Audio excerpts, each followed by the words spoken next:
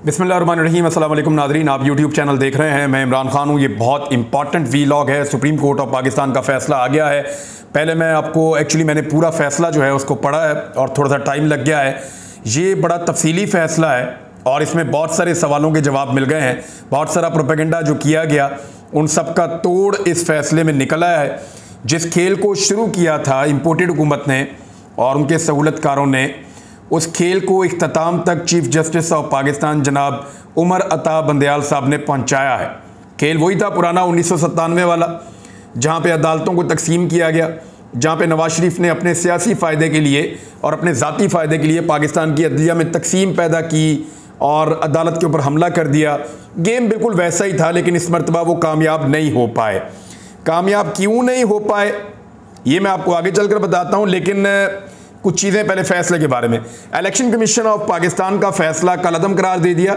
यानी election commission of Pakistan ने 22 तारीख को रमज़ान मुबारक से पहले एक फ़ैसला दिया था। उन्होंने कहा था कि इंतखाबात 8 अक्टूबर को होंगे, उससे पहले इंतखाबात नहीं करवाए जा सकते।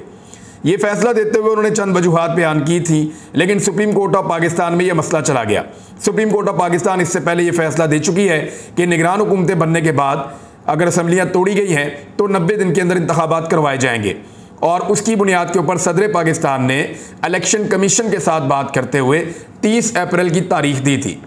इलेक्शन कमीशन ऑफ पाकिस्तान ने बाद में हुकूमत के साथ गठजोड़ करते हुए 30 अप्रैल की तारीख जो है वो ख़त्म कर दी और 8 अक्टूबर तक इलेक्शन ले जाने का फैसला किया गया।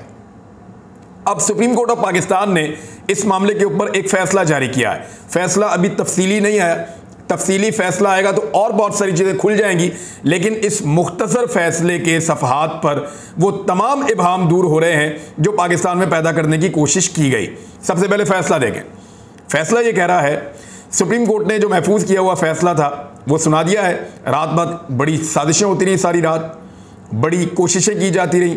कल सारा दिन वकला को टेलीफोन किए जाते रहे, वर्कर्स को फ़ोन किए जाते रहे कि पहुँचो सुप्रीम कोर्ट, ये कर देंगे वो कर देंगे, बैनर लेकर आओ, पोस्टर्स लेकर आओ। बहुत सारी चीज़ें ये हुई हैं, मैं आपको आगे चलकर बताता हूँ।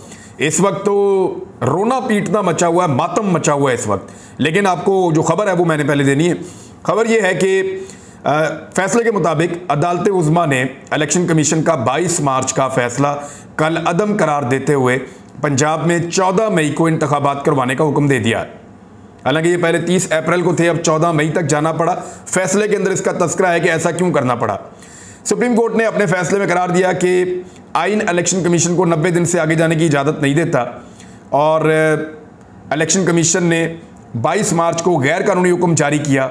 अदालत ने इलेक्शन कमीशन का 30 अप्रैल को पंजाब में इंतखाबात का शेड्यूल तरमीम के साथ बहाल कर दिया है।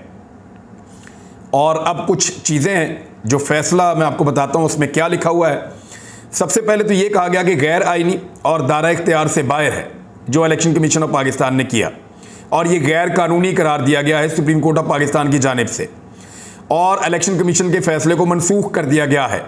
ना ही आइन और ना ही कानून कमीशन को ये इख्तियार देता है कि वो इलेक्शंस की तारीख को 90 दिन की मुद्दत से आगे बढ़ा सकें, जैसा कि आइन के आर्टिकल 224(2) में दिया गया है। एक तो ये पॉइंट क्लियर हो गया। दूसरा, इलेक्शन कमीशन ऑफ पाकिस्तान ने कहा कि जो शेड्यूल दिया गया था इलेक्शन के हवाले से पंजाब में वो दुरुस्त है और उसको बहाल किया जाता है, लेकिन चंद नागुज़ीर वजूहात की बिना पर तरमीम के साथ बहाल किया जाता है। अब तरमीम की वजह जो है वो आगे जाके अदालत ने बताई है। उन्होंने कहा कि नोटिफाई जब किया गया था इलेक्शन को तो पूरा एक शेड्यूल मौजूद था, पूरा एक प्रोग्राम मौजूद था। मुअत्तल करने की वजह से जो 13 दिन गुजरे हैं इनमें शेड्यूल मुतासिर हो गया है, लिहाजा अब इस इलेक्शन को आगे ले जाना पड़ेगा। तो ये इलेक्शन अब 14 मई तक चला गया है। इलेक्शन कमीशन का हुक्म गैर कानूनी तौर पर इंतखाबी प्रोग्राम से दस्तबरदार होने का है। इस तरह बकिया मराहिल पर अमल दरामद नहीं हो सका। इस दौरान कमीशन की जानिब से गैर कानूनी होने की वजह से 13 दिन ज़ाया हो गए हैं। ये सुप्रीम कोर्ट ऑफ पाकिस्तान के फैसले में लिखा है। उसके बाद लिखा है कि अब मरहलावार जो सिलसिला उसको आगे बढ़ाना पड़ेगा और इसके मुताबिक इंतखाबी प्रोग्राम में तरमीम की जानी चाहिए। हम हिचकिचाहट के साथ, यानी हेजिटेशन तो थी क्योंकि 90 दिन से आगे जा रहा है, लेकिन फिर भी क्योंकि इलेक्शन करवाना है, उसका एक प्रोसीजर है, उसको फॉलो करना है, तो इस नतीजे पर पहुंचे हैं। लेकिन इलेक्शन कमीशन ऑर्डर की वजह से पैदा होने वाली सूरत की वजह से इसे नागुज़ीर समझते हैं। लिहाजा इंतखाबी प्रोग्राम के जो मराहिल हैं मराहिल नंबर 6 से लेकर 11 तक इसके सिलसिले में नज़रसानी शुदा एक नया शेड्यूल जारी किया गया है। इसके अंदर अब होगा क्या? इसमें होगा ये कि 10/4/2023 तक जो है वो अपील दायर करने की एक तारीख होगी। फिर इसके अंदर मुख्तलिफ चीज़ें हैं, यानी उम्मीदवारों की नज़रसानी शुदा फ़हरिस्त की इशाअत की जाएगी 18/4/2023 तक। उम्मीदवार कागजात वापस लेने के लिए जो है वो 19/4/2023 तक। फिर 20/4/2023 तक इंतखाबी निशान जो है वो अलॉट किए जाएंगे। पोलिंग का दिन जो है वो 14/5/2023। अब सुप्रीम कोर्ट ऑफ पाकिस्तान ने बाकायदा स्टैंप कर दिया है कि 16/5/2023 को इंतखाबात होंगे। कुछ और सवाल जो उठाए गए ज़रा उनके जवाब भी आप सुन लें। पोलिंग डे पर फोर्स को मुंतकिल किया जाना चाहिए और फंड्स का मामला था। इस मामले में कुछ अहकाम जारी किए हैं सुप्रीम कोर्ट ऑफ पाकिस्तान ने और उसमें यह बताया गया है कि मखसूस सवालात पर कमीशन वाज़ेह तौर पर यह दावा करता है कि उसे वफाक की जानिब से जो है वो सपोर्ट नहीं मिल रही या वफाक अपनी जिम्मेदारियां अदा नहीं कर रहा, सिक्योरिटी नहीं मिल रही, फंड नहीं मिल रहे, ये वो चीज़ें हैं। तो इसमें जो 5वां पैराग्राफ है उसमें सुप्रीम कोर्ट ऑफ पाकिस्तान ये कहती है 10 अप्रैल तक ये जो हुकूमत है वफाकी, खैबर पख्तूनख्वा और पंजाब में इंतखाबात के लिए इलेक्शन कमीशन को 21 अरब रुपए के फंड जारी करेगा हर सूरत में। और अगर ये फंड जारी नहीं होंगे तो उसके ऊपर फिर अदालत दोबारा से हुक्म जारी करेगी और शहबाज शरीफ के लिए मुसीबत बन जाएगी, इसहाक डार के लिए भी मुसीबत बन जाएगी, वजीर खजाना, क्योंकि इसहाक डार खुद हैं।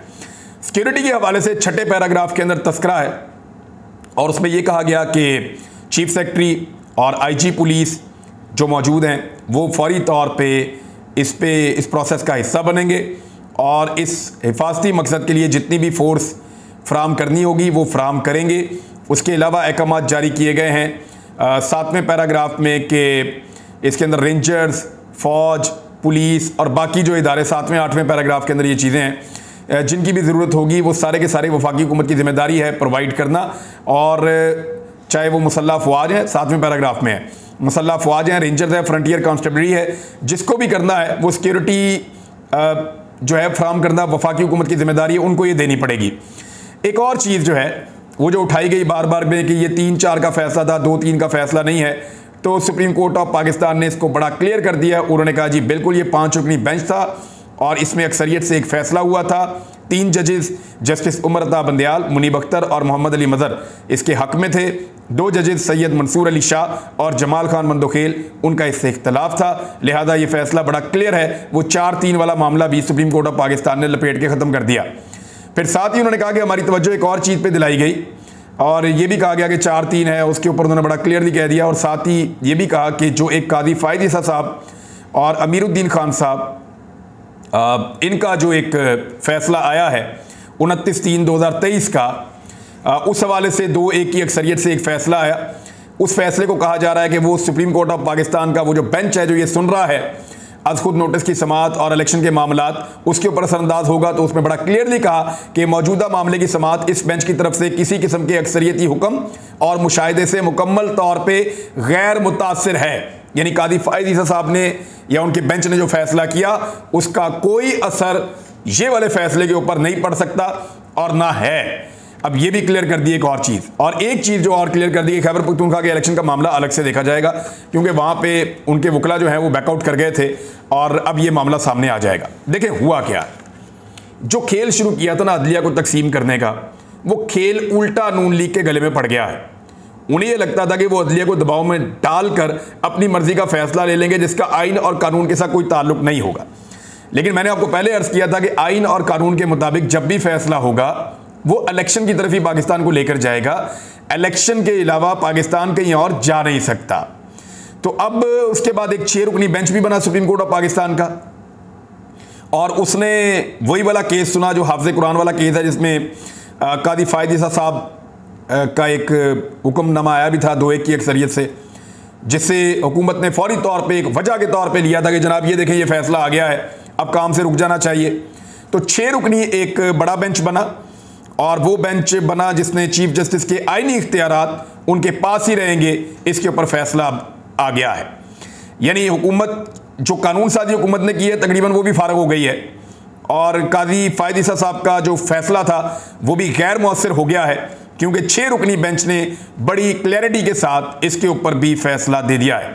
सुप्रीम कोर्ट ऑफ पाकिस्तान पर कब्जे का ख्वाब या मंसूबा पीडीएम हुकूमत का, इंपोर्टेड हुकूमत का, उनके सहूलतकारों का, खासतौर पर नवाज शरीफ ने इसको बाहर से बैठकर डिजाइन किया था, वो मुकम्मल तौर पर नाकाम हो गया है। 1997 वाली तारीख नहीं दोहराई जा सकी। उसकी वजह यह है कि पहले जो है वो जजेस भी और तरह थे और अपोजिशन बेनज़ीर भुट्टो थी, उनके ऊपर करप्शन के बड़े सीरियस एलिगेशन थे और वो पाकिस्तान में उतनी मकबूल नहीं थी। आज जो है वो इमरान खान साहब अपोजिशन लीडर हैं, वो बहुत मकबूल हैं, हालांकि अब एस्टेब्लिशमेंट उनके खिलाफ है लेकिन वो उनकी मकबूलियत बहुत ज़्यादा है। और दूसरा जस्टिस उमर अता बंदयाल साहब की अदालत है और उन्होंने डट कर मुकाबला करने का फ़ैसला किया है, यानी अदलिया को दबाव में लाने की बजाय कानून और इंसाफ के साथ फ़ैसला किया है अदालत ने, और यही पाकिस्तान के आगे बढ़ने का रास्ता है। अब कैसे रोका जा सकता है, इसके बारे में बातचीत हो रही है। मार्शल लॉ की धमकियाँ दी जा रही हैं। बिलावल जरदारी ने मार्शल लॉ की धमकी दी कि मुल्क में मार्शल लॉ लग जाएगा फैसले के बाद। नवाज शरीफ ने कहा जी मुल्क ही तबाह हो जाएगा, डॉलर 500 का हो जाएगा, ये हो जाएगा, वो हो जाएगा। सब अपना अपना गेम खेल रहे हैं। लेकिन मार्शल लॉ पता कब लगता है? जब मुल्क में बहुत ज़्यादा पैसे होते हैं। आज तो मुल्क में पैसे ही नहीं है, तो कौन मार्शल लॉ लगाएगा?